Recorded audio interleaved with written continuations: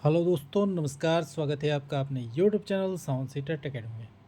दोस्तों, अभी तक हमने क्रिया के बारे में पढ़ा। तो दोस्तों, आज की बात विशेषण के साथ चलिए हम शुरू करते हैं। देखिए, संज्ञा एवं सर्वनाम की विशेषता बतलाने वाला शब्द ही विशेषण कहलाता है। ये चीज़ आप नोट कर लीजिए। क्या? संज्ञा एवं सर्वनाम की विशेषता बताने वाला शब्द ही विशेषण कहलाता है। ये चीज़ आपको ध्यान रखना है।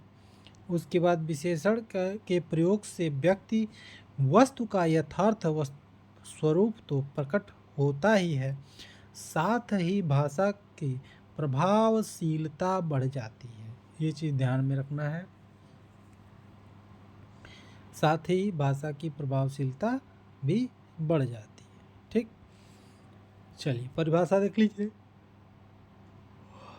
परिभाषा ऐसे शब्द जो संज्ञा सर्वनाम की विशेषता बतलाते हैं विशेषण कहलाते हैं। ठीक है, ऐसे शब्द जो संज्ञा या सर्वनाम की विशेषता बतलाते हैं या बताते हैं विशेषण कहलाते हैं। ठीक,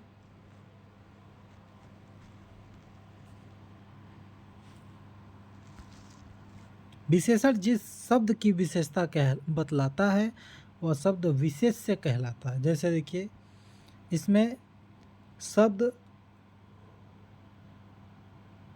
संज्ञा या सर्वनाम की विशेषता।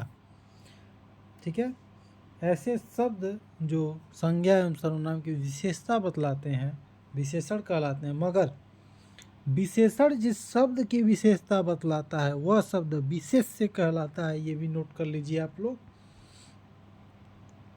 विशेषण जिस शब्द की विशेषता बतलाता है वह शब्द विशेष्य कहलाता है। ठीक, जैसे नीला आकाश, ठीक, छोटी पुस्तक एवं भला व्यक्ति में नीला, छोटी एवं भला शब्द विशेषण है तथा आकाश पुस्तक एवं शक्ति विशेष्य है। विशेषण के प्रकार। विशेषण 5 प्रकार के होते हैं। ये चीज़ आपको ध्यान रखना है। चलिए मैं आपको दिखा देता हूँ।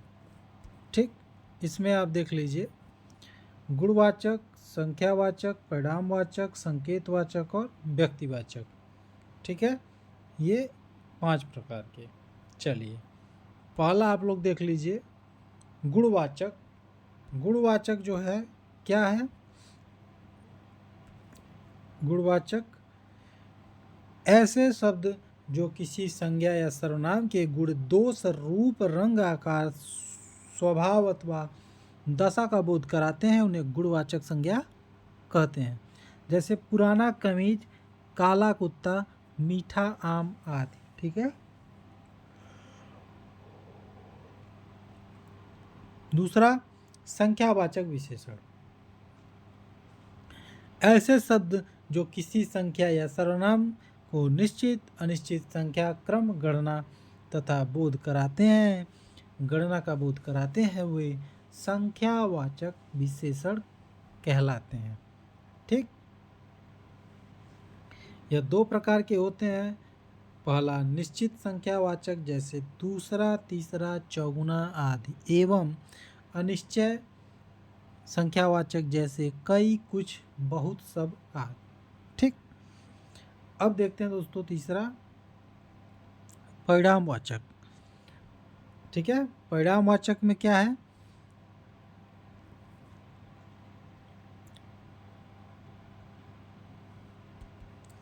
परिणामवाचक ऐसे शब्द जो किसी वस्तु, पदार्थ या किसी मात्रा, तौल या माप का बोध कराते हैं वे परिणामवाचक विशेषण कहलाते हैं। इसके 2 उपभेद हैं।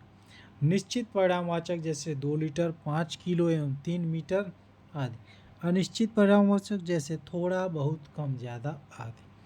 ठीक, ध्यान दे रहे हैं आप लोग? चलिए तीसरा देख लीजिए। तीसरा आपका है संकेतवाचक, सॉरी चौथा, तीसरा हमने देख लिया।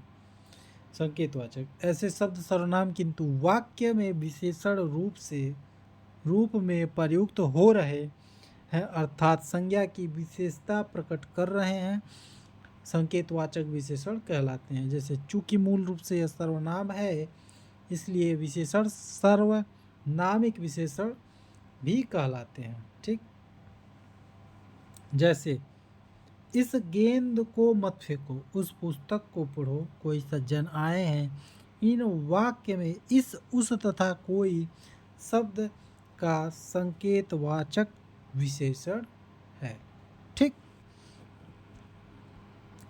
अब देख लीजिए आप लोग व्यक्तिवाचक विशेषण, ऐसे शब्द जो मूल रूप से व्यक्तिवाचक संज्ञा है किंतु वाक्य में विशेषण का कार्य कर रहे हैं, उन्हें व्यक्तिवाचक विशेषण कहते हैं। यद्यपि यह स्वयं संज्ञा शब्द है किंतु वाक्य में अन्य संज्ञा शब्द की ही विशेषता बता रहे हैं। जैसे बनारसी साड़ी, कश्मीरी सेब, बीकानेरी भुजिया आदि, इसमें बनारसी, कश्मीरी और बीकानेरी ऐसे ही संज्ञा शब्द हैं जो यहाँ का विशेषण के रूप में प्रयुक्त हुए हैं। ठीक दोस्तों, आपने विशेषण के बारे में जानकारी ली क्या? देखिए, पहला जो कि गुणवाचक, गुणवाचक मतलब ये किसी चीज़ का गुण, ठीक है, गुण बताता है कि वह आम मीठा है, ठीक, वह नमकीन अच्छा है, ठीक है, वो कमीज पुराना है, ठीक है, वो कुत्ता काला है। ये क्या है? गुणवाचक के बारे में बता रहा है। ठीक, अब संख्यावाचक, संख्यावाचक में क्या, चौराहा को भी हम संख्यावाचक बोल सकते हैं। ठीक, देखिए एक, दूसरा, ठीक है, तीनों, चौगुना, पाँचगुना ऐसे हम बोलते हैं, तो ये संख्यावाचक भी होता है। और ठीक है, इसमें दो होता है, जो एक अनिश्चय होता है, जैसे कई, बहुत, ढेर सारे, ऐसे बोलने पर क्या होता है, संख्यावाचक विशेषण में बहुत ज़्यादा हम जो है समझ नहीं पाते हैं कि ये निश्चित है कि नहीं।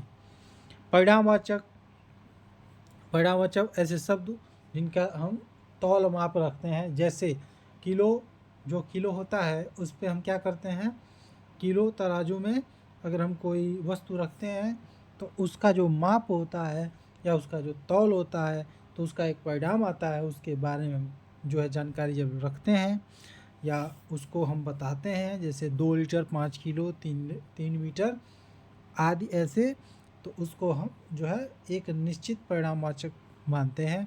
और अनिश्चित परिणामवाचक को जैसे थोड़ा, बहुत, कम, ज़्यादा आदि। ठीक, आपका ये तीनों मैंने फिर रिपीट करा दिया। संकेतवाचक, संकेत, जैसे इस गेंद को मत फेंको, कोई सज्जन आ रहे हैं, मतलब हम बता रहे हैं। ठीक, इन वाक्यों में इस तथा उस शब्द का कोई सर्वनामिक अथवा संकेतवाचक विशेषण है। ठीक, व्यक्तिवाचक, व्यक्तिवाचक मतलब किसी जगह का भी नाम, ठीक है, किसी आदमी का नाम, ऐसे हम व्यक्तिवाचक जो संज्ञा दे विशेषण है उसके बारे में, जैसे बनारसी साड़ी, कश्मीरी सेब, बीकानेरी भुजिया आदि, जिसमें बनारस, कश्मीर और बीकानेर ऐसे ही संज्ञा शब्द हैं जो कि विशेषण के रूप में प्रयुक्त हुए हैं। ठीक, चलिए अब हम आपको दिखाते हैं प्रविशेषण।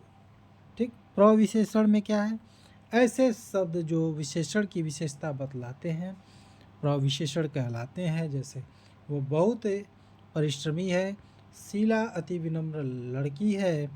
इन दोनों वाक्यों में परिश्रमी तथा विनम्र विशेषण है तथा बहुत व अति प्रविशेषण है।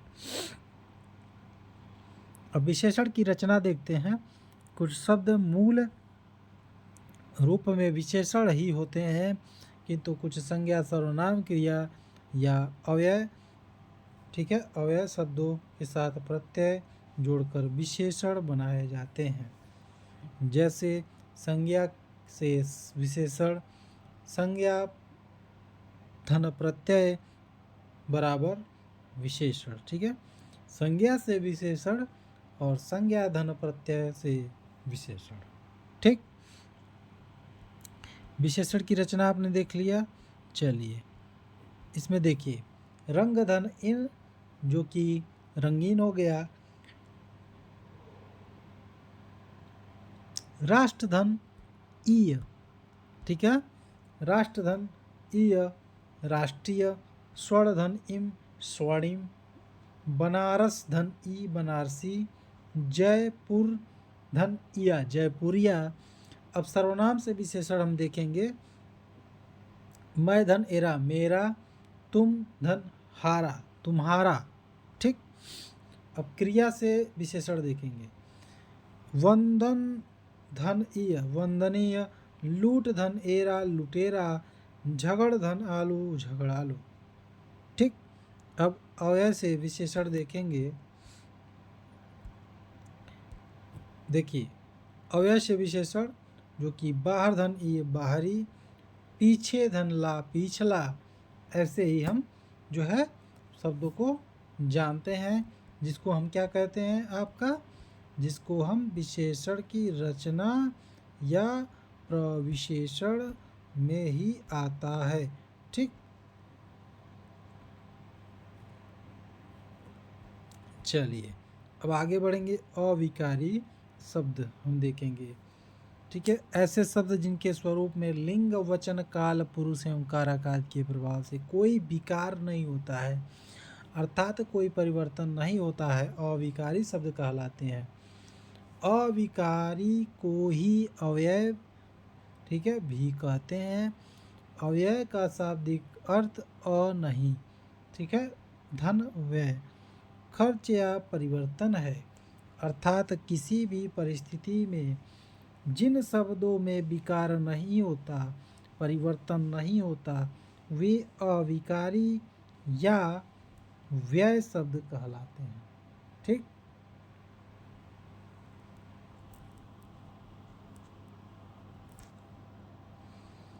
अविकारी या व्यय शब्द कहलाते हैं। ठीक,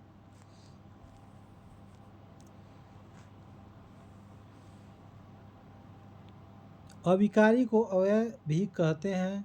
अव्यय का शाब्दिक अर्थ अ नहीं, धनव्यय खर्च या परिवर्तन है, अर्थात किसी भी परिस्थिति में जिन शब्दों का विकार नहीं होता, परिवर्तन नहीं होता, वे अविकारी अव्यय शब्द कहलाते हैं। जैसे यहाँ वहाँ धीरे तेज कब और आ।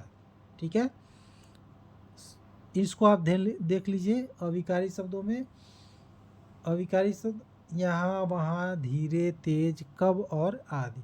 अब अव्यय के भेद भी देख लीजिए। अव्यय शब्द जो कि क्रिया विशेषण, ठीक है, सामुच्य बोधक, संबंध बोधक और विस्मयादि बोधक। ठीक है, चलिए अब हम क्रिया विशेषण में आपको बताते हैं। कालवाचक, स्थानवाचक, रीतिवाचक और परिणामवाचक। ये किस में आता है? क्रिया विशेषण में आता है। ठीक, अब सामुच्य बोधक में देखिए, सामुच्य बोधक में क्या क्या आता है आपका? ठीक है, समानाधिकरण और व्यधिकरण। ठीक है दोस्तों, तो दोस्तों आज तक मतलब अब तक यही हम पढ़ेंगे और अगले वीडियो में आपको हम क्रिया विशेषण से शुरू करेंगे। तो दोस्तों चलिए मिलते हैं अगले वीडियो में। अगर दोस्तों वीडियो पसंद आता है तो हमारे चैनल को सब्सक्राइब जरूर करिएगा और अगले वीडियो में आपको फिर से मिलते हैं। तब तक के लिए जय हिंद दोस्तों।